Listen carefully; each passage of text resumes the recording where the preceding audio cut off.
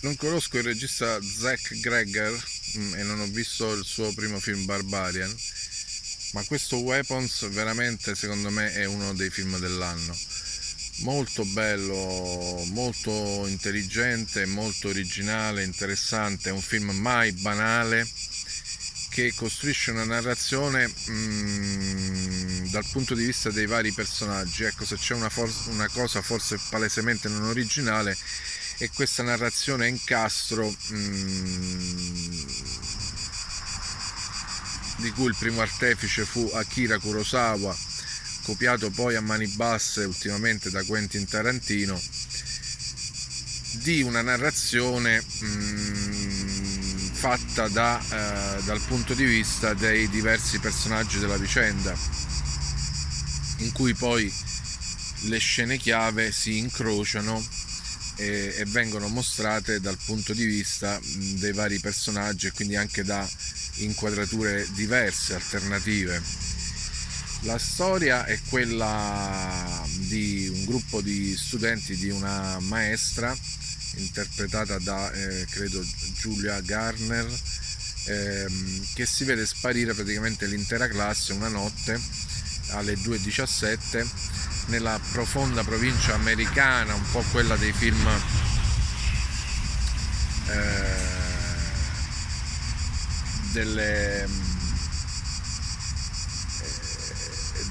delle feste di diploma, come si chiamano, i film insomma da Brian De Palma, Carrie a Stand By Me, quella provincia protagonista di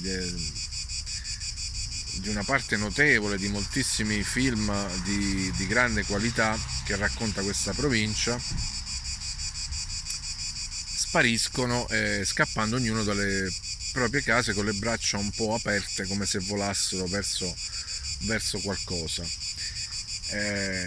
I personaggi sono diversi, alcuni sono i genitori dei bambini scomparsi, come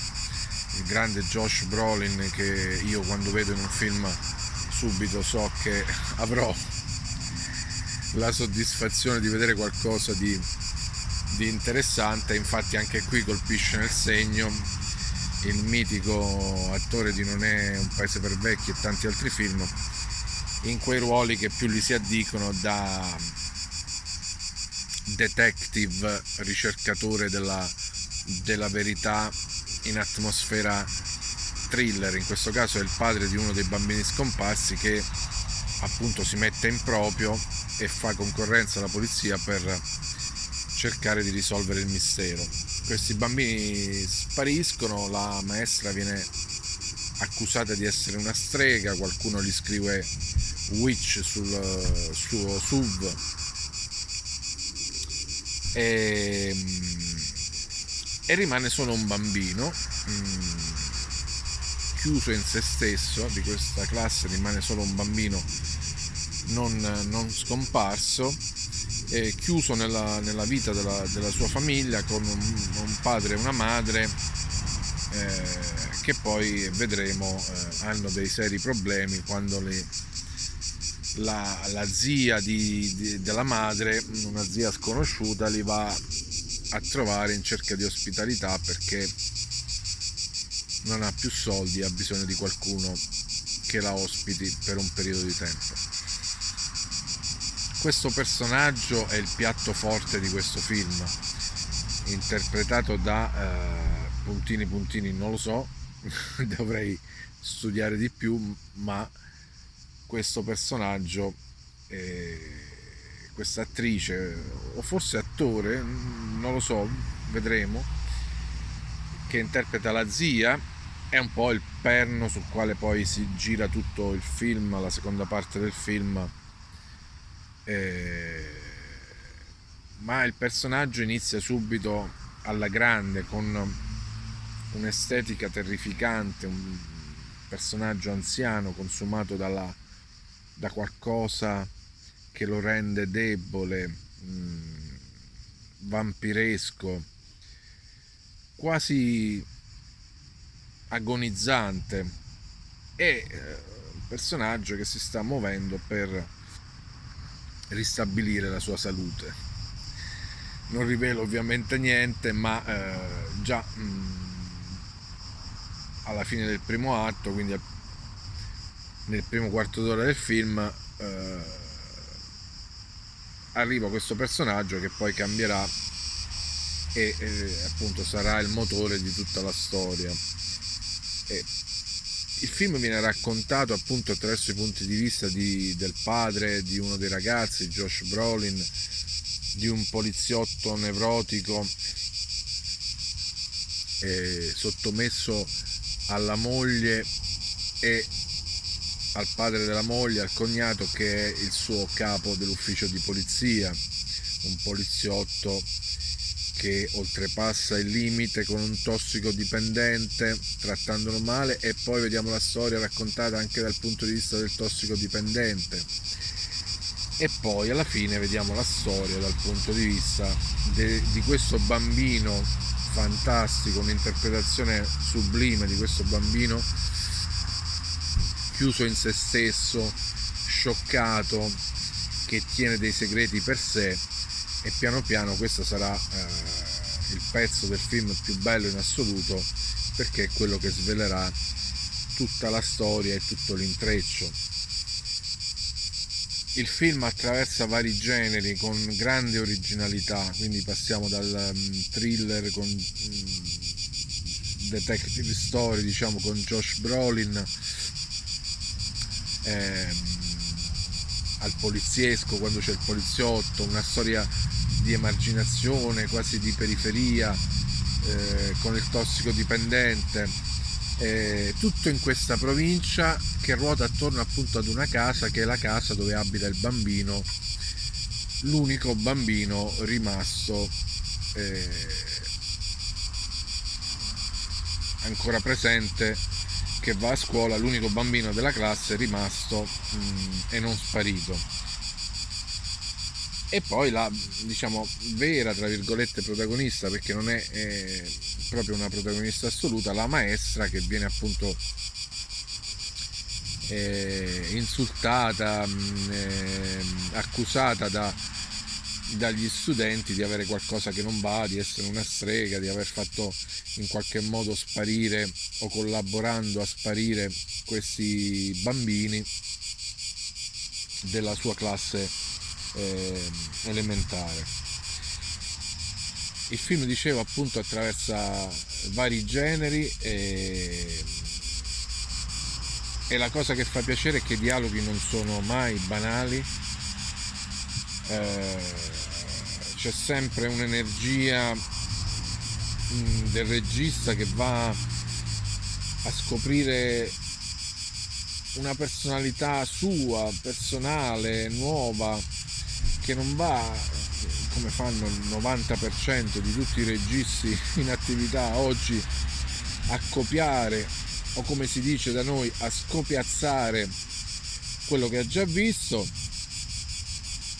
In qualche modo certamente tutti prendiamo ispirazione, perfino il grande Fellini in alcune scene era palesemente ispirato da Bergman e da Buñuel, però rimescolava tutti questi elementi nella sua lavatrice creativa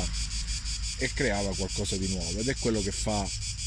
Zach Gregger, il regista di questo film, che non conosco, è la prima volta che lo incrocio in sala, e devo dire che ne resto entusiasta. Sicuramente andrò a vedere i suoi prossimi film, sicuramente vedrò Barbarian, ma magari potrebbe essere una delusione, potrebbe essere un film molto diverso, non lo so.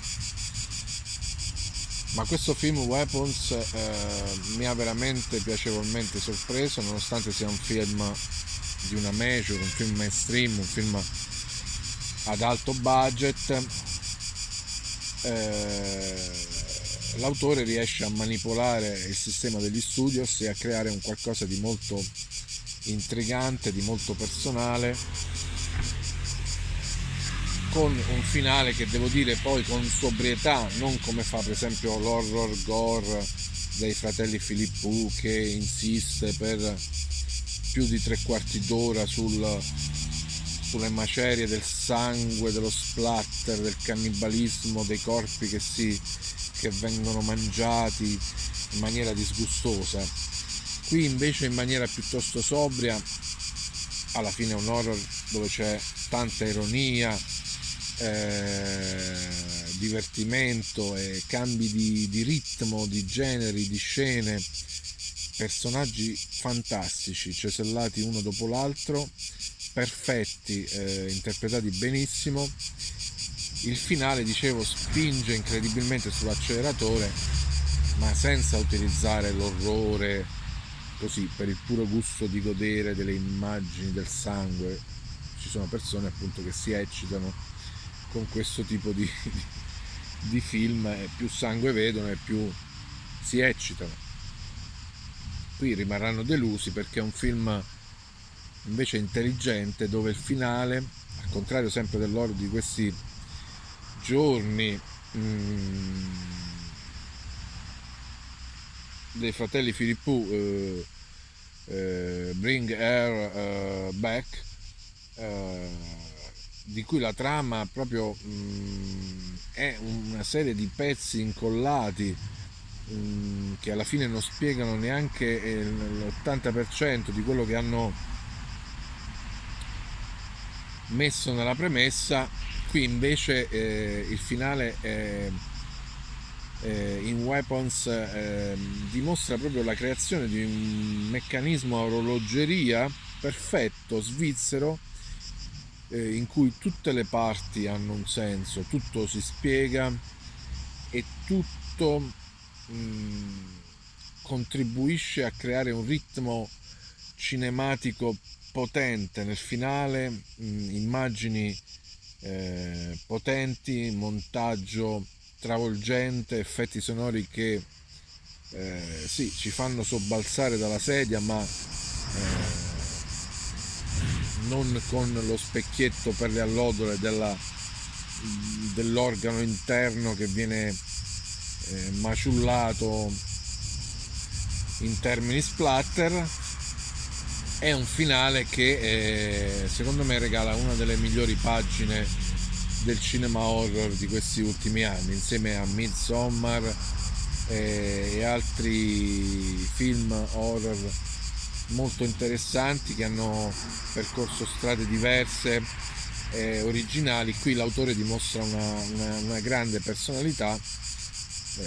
Certo, non è una novità la narrazione dal punto di vista dei diversi personaggi, utilizzata per la prima volta con successo da Akira Kurosawa, però funziona. Gran film, grandi interpreti, tutti perfetti, niente battute banali, riciclate, reazioni dei personaggi che ci aspettiamo, no, sempre presi in contropiede da qualcosa che non ci aspettiamo, e anche un